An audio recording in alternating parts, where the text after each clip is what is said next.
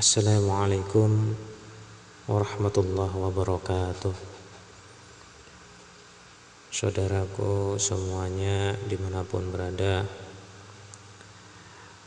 hari ini akan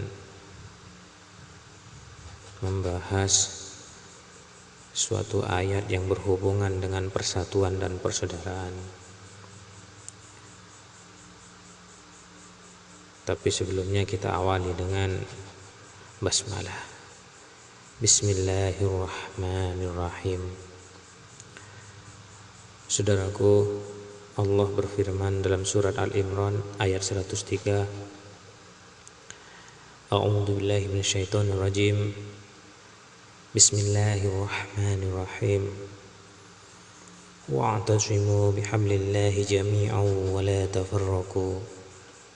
واذكروا نعمة الله عليكم إذ كنتم أعداء فألف بين قلوبكم فأصبحتم بنعمته إخوانا وكنتم على شفا حفرة من النار فأنقذكم منها كذلك يبين الله لكم آياته لعلكم تهتدون صدق الله العظيم.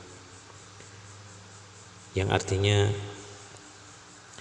dan berpeganglah kamu semuanya kepada tali agama Allah, dan janganlah kamu bercerai-berai, dan ingatlah akan nikmat Allah kepadamu ketika kamu dahulu bermusuh-musuhan, maka Allah menjinakkan antara hatimu, lalu menjadilah kamu karena nikmat Allah orang-orang yang bersaudara. Dan kamu telah berada di tepi jurang neraka, lalu Allah menyelamatkan kamu daripadanya. Demikianlah Allah menerangkan ayat-ayatnya kepadamu agar kamu mendapat petunjuk. Ayat 103 surat Al-Imran ini turun dengan kejadian yang dialami suku Aus dan Khazraj, yang keduanya sudah beragama Islam tetapi saling bermusuh-musuhan akibat adu domba orang-orang Yahudi.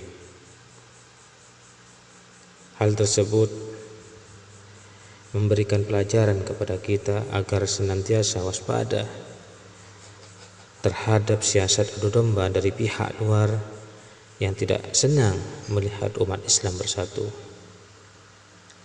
Mereka selalu mencari cara dan kesempatan untuk memecah belah umat Islam. Karena dengan demikian umat Islam akan menjadi lemah dan membuka kesempatan buat musuh-musuh Islam untuk tampil sebagai pembawa ajaran-ajaran sesat. Saudaraku, selain siasat adu domba, musuh-musuh Islam juga suka melakukan siasat belah bambu, yaitu mengangkat sebagian sambil menginjak sebagian yang lain. Orang-orang Islam yang dianggap lunak dan bisa diajak bekerja sama diangkat dalam kedudukan atau diberi harta, sedangkan orang Islam yang teguh pendiriannya dibiarkan bahkan diinjak-injak haknya. Untuk menghindari segala macam siasat pecah belah dan adu domba ini, maka Allah mengingatkan supaya kita kaum muslimin sama-sama berpegang kepada tali Allah, yaitu agama Islam, yang dengan demikian adanya persamaan akidah yang bersumber satu, yaitu dari Allah Subhanahu wa ta'ala dan Rasulnya,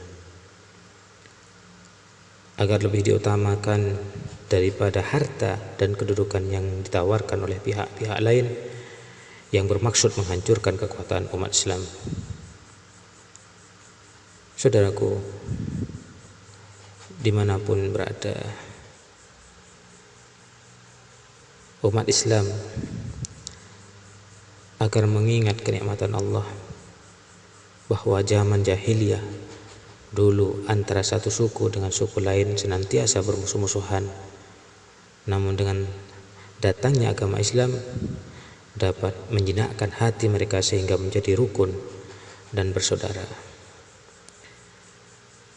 Dan juga agar mengingat bahwa orang-orang yang waktu itu belum masuk Islam adalah berada di tepi jurang neraka. Berarti kalau mereka mati pada saat itu tentu masuk neraka. Namun berkat petunjuk Allah Subhanahu wa taala mereka masuk Islam sehingga selamat dari neraka itu. Saudaraku, penjelasan dari Allah Subhanahu wa taala itu seharusnya kita hayati, kita rasapi, dan kita amalkan sehingga terwujudlah persatuan dan kesatuan antara sesama muslim, dan insya Allah terhindar dari segala bentuk perpecahan dan permusuhan. Hal yang demikian itu apabila kita tetap melaksanakan petunjuk Allah dan Rasul-Nya. Demikianlah, biarpun singkat, semoga bermanfaat. Jadi sebelum saya tutup, kandungan dan maksud dari ayat ini yaitu untuk menghindar perpecahan sesama muslim kita supaya senantiasa berpegang kepada agama Allah Subhanahu wa taala sesuai ungkapan wa'tasimu bihablillah jami'an wa la tafarraqu, dan berpeganglah kamu semuanya kepada tali agama Allah dan janganlah kamu bercerai-berai. Jadi kedua kandungan yang ada di ayat ini, kita agar senantiasa mengingat nikmat Allah berupa agama Islam yang dapat melunakkan hati di antara kita sehingga saling bersaudara dan bersatu. Yang ketiga, kandungan ayat ini juga orang yang belum masuk Islam sewaktu masih hidup, ia telah berada di tepi jurang neraka. Ungkapannya wa kuntum ala syafa hufratin minan nar, dan kamu telah berada di jurang neraka. Yang terakhir, kita agar senantiasa memegangi petunjuk Allah yang telah dijelaskan melalui ayat-ayatnya sesuai ungkapan yubayyinullahu lakum ayatihi la'allakum tahtadun. Allah menerangkan ayat-ayatnya kepadamu agar kamu mendapat petunjuk. Itulah saudaraku, jadi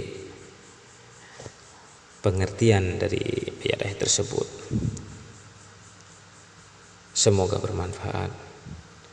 Ya, seperti biasa kurang lebihnya saya mohon maaf. Akhirul kalam. Assalamualaikum warahmatullahi wabarakatuh.